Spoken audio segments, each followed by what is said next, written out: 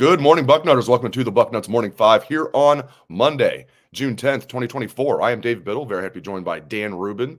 The Buckeyes got an elite safety to commit yesterday. We like that. The number 2 safety in the country, number 34 overall player in the country in the 2025 class. Faheem Delane. We're going with Delane, not Delani. We think so, Dan. Is that right? I'm going to roll the dice on Delane. Delane. Okay, we're going to go with Delane. We know he is really, really good. So we love that. They just keep – and Dan and I are going to get into – Ohio State has finished with the number 2 class since my first year on the beat. I remember that 2002 class was loaded. 2002 class. We're talking like A.J. Hawk, Maurice Clarett, all those guys, right? And they finished number 2 to Vince Young in Texas. Very good class, too. I bet if they went back and re-ranked it, 2002 would be ranked. Ohio State would be ranked over Texas if we went back and re-ranked it. 2013, they finished number 2 to Alabama. You went back and re-ranked that. There's no doubt that 2013 class would be number 1 for Ohio State. We're talking Joey Bosa, Ezekiel Elliott, Von Bell, on and on and on. And as Dan and I were talking off the air, some of those guys were vastly underrated. Joey Bosa was a 4-star recruit coming out of high school, which is hilarious to think about. So 2013, they finished with the number 2 class. 2017, another loaded class. That was the Jeff Okudah, J.K. Dobbins, Baron Browning class. They finished number 2 in the country. And they finished number 2 a couple other times. Is this going to be the year they finish number 1? I think so. We'll get Dan's take on that and your guys' take on that. Before we do that, hey, Father's Day is almost here. I'm going to tell you guys again about Omaha Steaks. I love Omaha Steaks, as you guys know. Father's Day is almost here. We're talking 6 days away. Are you struggling to find the perfect gift for the man who has everything? The solution is simple. Give him the unforgettable experience of Omaha Steaks, because a world-class dad deserves a world-class steak. The Father's Day experts at Omaha Steaks have made it easy to put a smile on the big guy's face with hand-selected gift packages starting at just $99. And when you use promo code Bucknuts at checkout, you'll get $10 off your order. With Omaha Steaks, the possibilities are endless, endless flavor, endless variety, and endless value. Truly, they have perfected more than just steak, and your dad is guaranteed to love every bite. Pick from premium proteins like the juicy pork chops, air-chilled chicken, and beefy burgers, and of course, all of their steaks as well. Wow. Make this Father's Day unforgettable with Omaha Steaks. Go to omahasteaks.com, order a delicious gift package starting at just $99. Use code Bucknuts at checkout to get $10 off your order. Satisfaction is guaranteed. Love me some Omaha Steaks. Love me some 2025 recruiting class, Dan. It just keeps getting better. And before we get into if it's going to finish number 1, I already gave away my answer. Faheem Delane.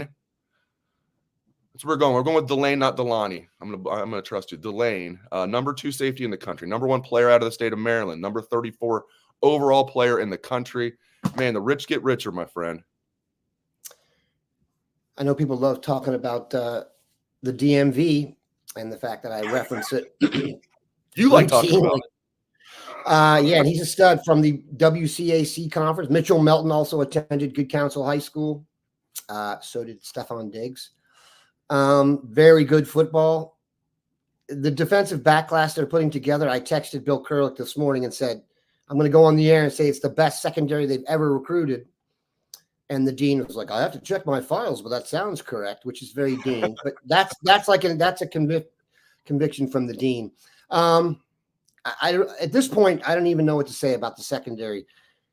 Even just to get the top 2 corners in the class that they started out with is borderline unfathomable. But the way they're going now, like, they still have guys on the line that I kind of expect them to possibly add who are elite players, Dorian Brew, and they're still recruiting Trey McNutt. So, I mean, I got to laud the efforts of the Sanchez family, and Dietrich has done a tremendous job. But if you get on the Daniel Sanchez is also very much helping, making a run at the ambassador title or a new title. We got to get it with some Texas vibe in there, because he's not just sticking to the secondary. He was going out and trying to help with some other guys. And if I even told you what Deidre just said in the chat about who she thinks that we'll get, the name Sanders was on there. So this class is coming together like no other, Dave. And I think you referenced that already. Now I got to find Dietrich's. There we go. Boom. You got to scroll up. There we go. I think we get Bruce, Sanders, and Hill. Okay, I'm in. I like that. Let's do that. Let's lock that down. She's like, in my opinion, yeah, we know. Sure. Dietrich's put a crystal ball in for we're now gonna bring her on our staff, and she's gonna make crystal ball picks for us. No, don't sleep on that. I mean, that's what it took. We would do it if she wants to. I mean, yeah, exactly. I don't know if she'd want to. She's doing pretty good what she's doing right now, as is her husband, like you mentioned, and their son. All right, so I think this is going to be the year they finish number one. I mean, Notre Dame's number one right now, but they've got a lot more kids in the class. No, they're Ohio not. State's average rating. Oh, they're not anymore, huh? The Buckeyes pass them? Ohio State moved to number one with the commitment. Good. This is why I probably should have done a little bit more show prep, huh? Good. Good Last time I looked news. at number two. Heck yeah, I'm looking at it right now. Team rankings. Yeah, buddy, Ohio State number one with 14 commits. Notre Dame has 21 commits, and they've fallen to number two. Here's your average player ranking for Ohio State. Ohio State, 95.14. 95.14. Notre Dame, 91.0. Still good. That's off the charts for Ohio State. Your average player ranking is 95.14. It's insane. And you're number one. And you're number one. And they're going to finish number one. Sometimes the average per recruit will be much higher in the beginning because you kind of get your top guys and then fill it out the back end. You know what I mean? I don't know, and I'll have to ask Bill this and look it up. I don't know if anyone's ever finished number one overall and had the number one average per recruit. I mean, that may be common knowledge. I think Bama, know it, I'm pretty sure Bama's done it. Yeah, pretty sure. But also, Dave, the common thread of the classes you mentioned pretty much is Nick Saban. Right. And he's not there anymore. So there was always this, for anyone who's really geeked out, you know that Alabama would be like 27th at one point in the recruiting. They'd be like, what's going on there? I have no idea. And then you'd look up down the stretch and you're like, Alabama's number one again. I don't think they can pull that off without Tricky Nick in charge, but they're looking good. Ironically, I think the team with the second highest per capita or per player average now is Oregon. Yeah, I was just going to check that out. I was looking at this Ohio State. It's crazy. I mean, these 14 kids in this class are just elite. Let's check it out. So, great positions, by the way. Clemson's got 93. That's their average. Bama's a little tick above that. And Bama's 93.6. LSU 93.8. Georgia 93.5. Who'd you think had the highest? Second highest is Oregon. Oregon. Where are they at? They're all the way down. Man. 26th. They have a 94.23. You're right. That is the second highest. 94.23. They only have 7 commitments. Oregon, 26th class in the country, according to the 24/7 Sports Composite. Just 11 commitments. But that's going to change. That's a little bit of a misnomer. I'm trying to interrupt you, Dave. But that's a little bit of a misnomer because there's a quantity aspect to it as well. And they're not going to finish with 7 recruits. Right. So yeah, they'll finish in the top 5. They'll be much higher than usual. They'll finish in the top 5. I mean, I'm not saying that they're probably not going to hold steady at 94.23 with their average player ranking, but I bet it won't dip that much. And you're right. They're going to fill it. They're going to end up with more than 20 kids in that class, and they'll finish in the top 5. Man, Oregon, especially if Michigan's going the way we think they're going, we'll see. And, not the way Michigan fans want to be going. If Michigan's going the way we think they're going, I think clearly Oregon, not just this year. This year, everybody has Ohio State 1, Oregon 2. I think it's going to be going forward. Oregon might be Ohio State's biggest threat in the Big Ten. So we'll see what happens. I really like their coach. They got a really good coach. I think we should admit that. Yeah, Dan Lanning. And, and I've been saying like Kalen DeBoer is probably in trouble. He's a good coach. He beat Lanning twice last year, okay? But, man, we know the adage, man. You don't want to be the coach that follows the legend. You sure as hell don't want to be the coach that follows the GOAT. Nick Saban's more than a legend. He's like the best, So anything, you know what? 9-3 season that he's going to get fired. That's how their fans are. And the thing is with Alabama, Saban isn't going anywhere. He's going to be on TV the whole time. So you're going to be screwing up with him then coming on and talking about you screwing up. Okay. It's not to say that they're going to screw up. I mean, Alabama has a tremendous program, and really we've probably overcorrected on the negativity when it comes to them, thankfully. But that's a tough gig. That is a tough gig. And you lose, the best player in the entire transfer portal to Ohio State and Caleb Downs. Speaking of safeties, so Faheem Delane will get a 1 year to play with Mr. Caleb Downs.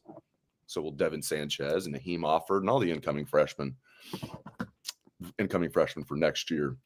All right. I'm going to switch gears. I'm going to ask you this because I'm putting you on the spot a little bit, but Jay Book I'm going to ask you, what do you think the most improved position group for the Buckeyes from last year to this year is?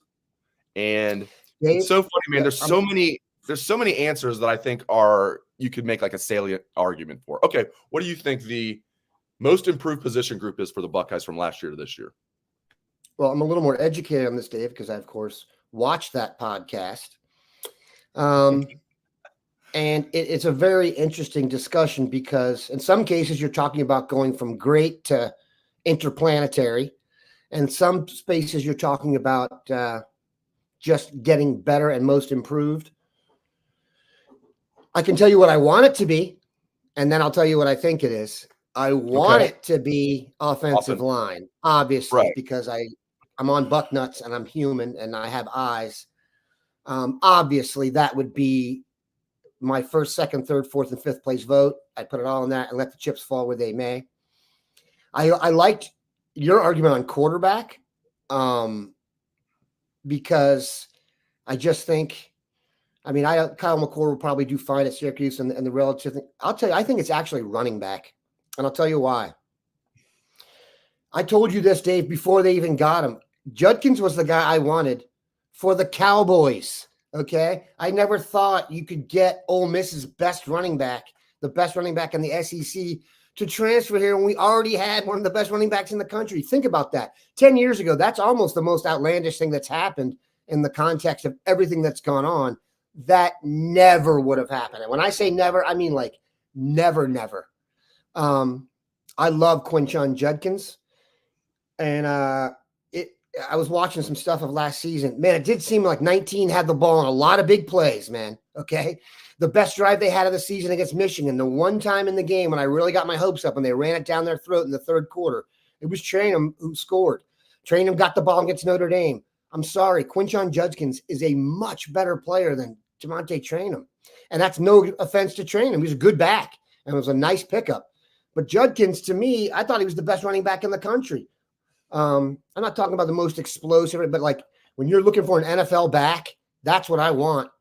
And how many times have we gotten on here, Dave, on a Thursday show, Wednesday show, and been like, who turned their ankle in practice? How this guy just ran for 100 yards in the last game and isn't playing? And Trey just wasn't in there enough. And when he was in there, look at the difference. Look at the two. Against Notre Dame, he was the difference. He had the run, the one Marv clipped his ankle on. Even he was the best offensive player besides Marv. He just wasn't there all the time. And the idea of having him and Judkins, that's just beyond. Now, I could also make an argument for the linebackers in the secondary. I think the defensive line is going to be tremendous. But when you're at a spot like Ohio State and you're apexing like this, I guess you just have to make a call. And the idea of having Judkins and Henderson at all times, very, very intriguing. Also, we talk about durability. Go look at Judkins. My guy is durable. Yes. Okay. He was the leading ball carrier carries-wise in the SEC the last 2 years. Okay. There's no poking holes in that. So love me some Judkins. So I'll go running back. Just in the fact that I think it will be so consistently excellent. Yeah, just getting Judkins in here, you're right. And then you have to think Travion Henderson is going to be better, right? And that's reasonable to assume. Hopefully he'll stay healthy, obviously. I don't love the depth there. I'd like another scholarship running back, but hopefully they stay healthy and we don't need it. And James Peoples will be a good number 3 right away. I can't complain about depth at running back when I have the 2 best running backs in the country. I can't. The Peach Bowl is still fresh in my mind, Dan, when they were down to like their 5th string running back trying to play for the national championship. Everybody was like, Xavier Johnson was playing tailback less than 2 years ago. I don't want to bring it up, but that was the vid. I don't think the vid's coming back. So I think that was 2022. Okay. When they almost beat Georgia. Right. My bad. I know the vid one was crazy. That was insane. I don't think they would have beat that Alabama team anyway. They had no chance. They had no chance in the national championship game. Which is the one when Xavier was carrying the ball. That was – it might have been that one too, but definitely in 2022 when they played Georgia and almost beat them in the Peach Bowl.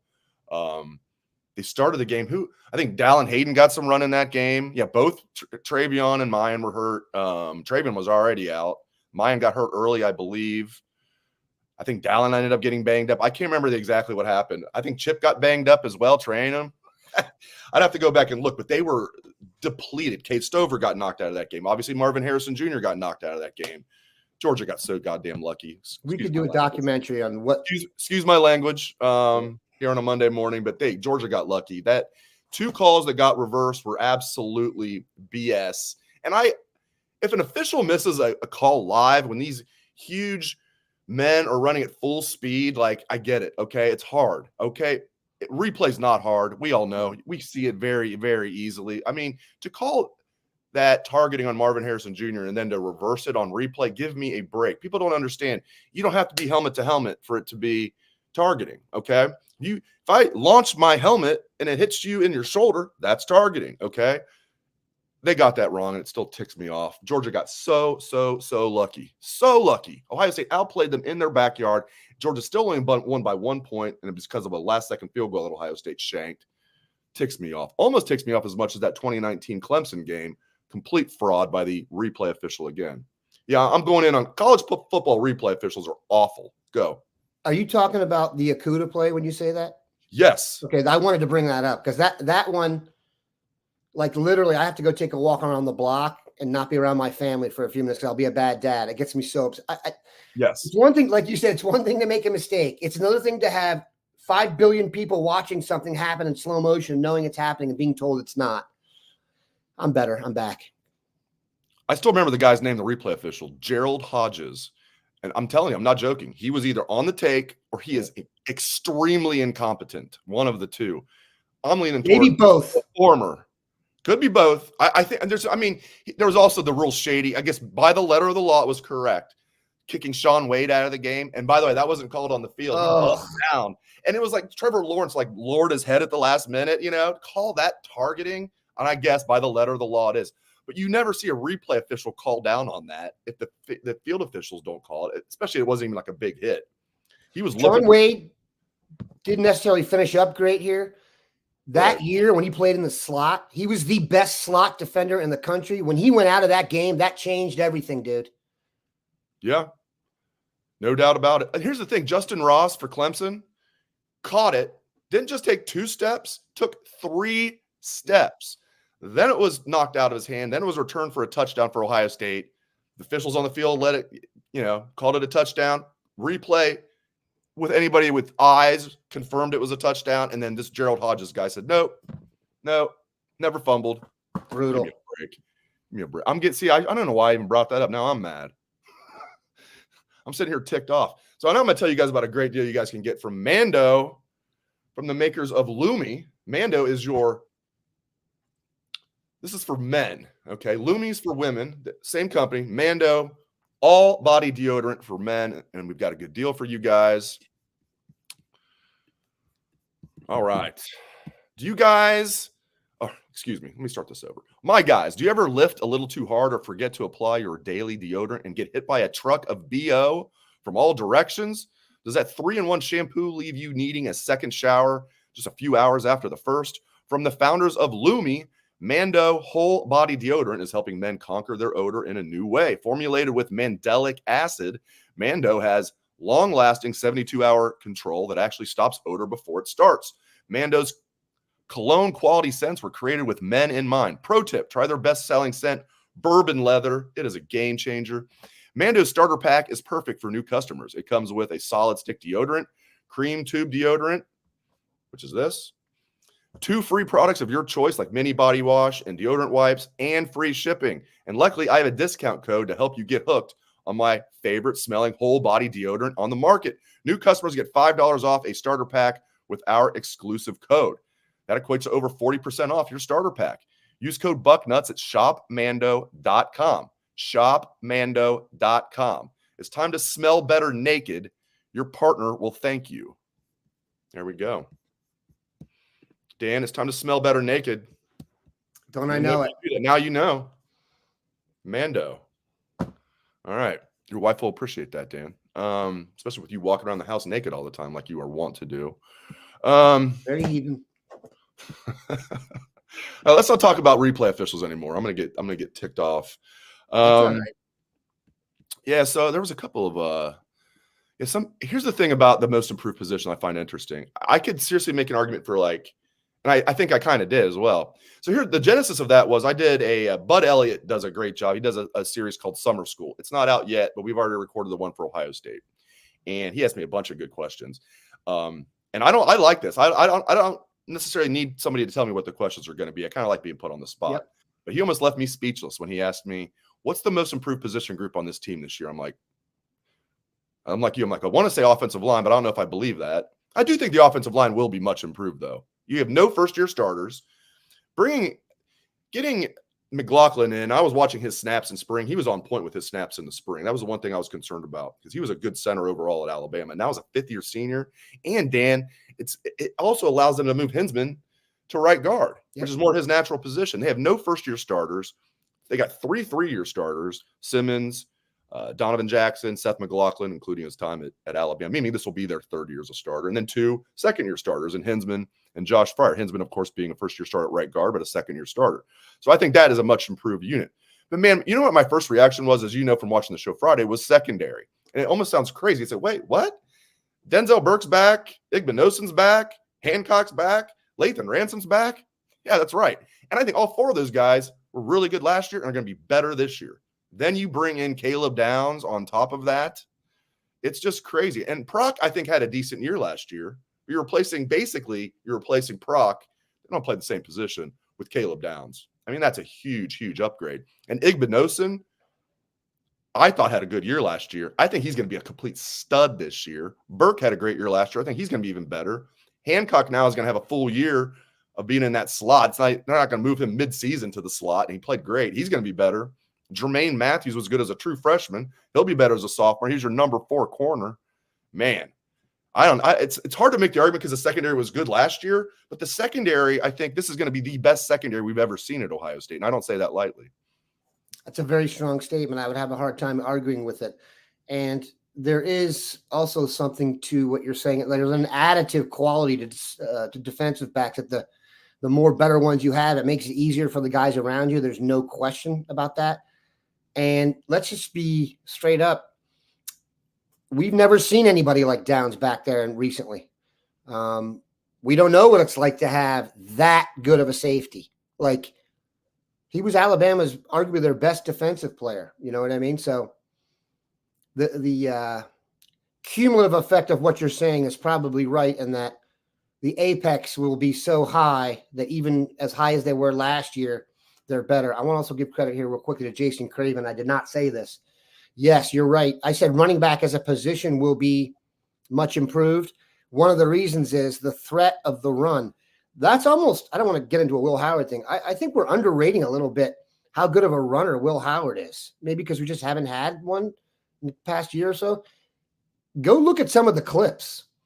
He's got like a 65-yard run down the sideline. He's a big, strong guy. And this is not a part-time.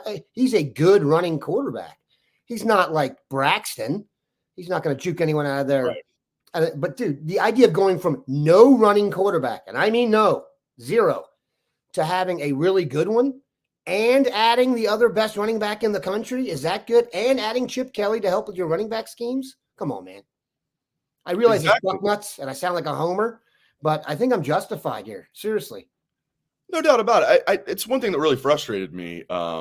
Even when CJ was here, and I get it. I mean, obviously we know now Ryan didn't want CJ to get even touched because he didn't trust Kyle McCord as the backup.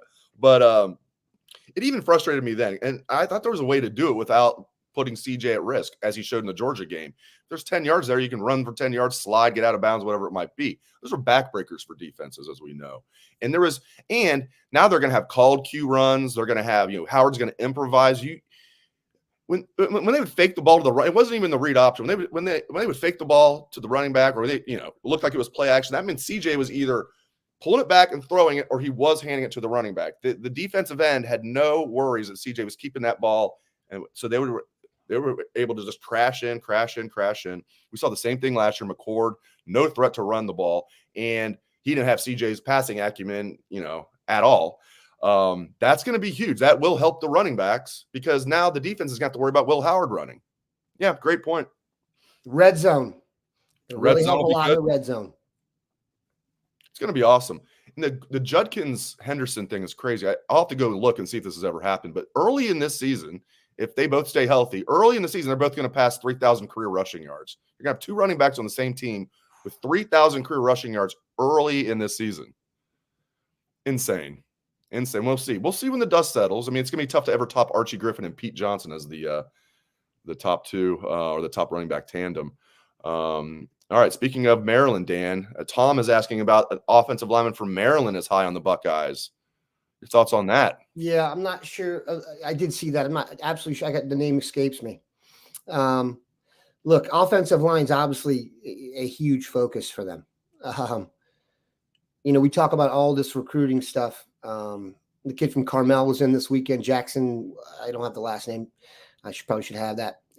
They're loaded in terms of guys they're going after, but I got to see it. Micah McFadden, I appreciate that. Is the offensive lineman from the Maryland area.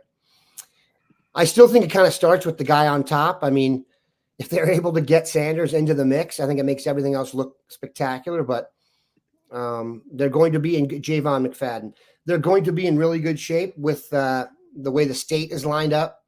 Offensive linemen, we're only is a stretch. We are at our best when we can supplement our national recruiting with a couple really, really good in-state guys, and we're going to have that for the next 2 years. So it's time for some offensive linemen to join the party. That is for sure. No doubt about it. All right. Well, this has been a fun party. Great stuff from Dan Rubin. Thanks to everybody for joining us for the show. Really appreciate that. Dan will be with you tomorrow with the all-star cast of recruiting experts with the Dean and the Poobah. So make sure you guys 9 o'clock, right? 9 o'clock tomorrow. Not only 9 o'clock, those guys were at all the camps all weekend. Bill was all over everything. So in terms of details and the things like that, I messed up. And Dave, we're good on recruiting, but we are not the Dean and the Grand Poobah. So we will go deep, deep, deep tomorrow on all of it. I spoke to the Dean this morning about some stuff. He's got some very cool stuff lined up for tomorrow's show. So we cannot wait to get going. Oh, looking forward to it. All right. Great stuff from Dan. Thanks to all of you for tuning in. We appreciate it. Hope everyone has a great rest of your day.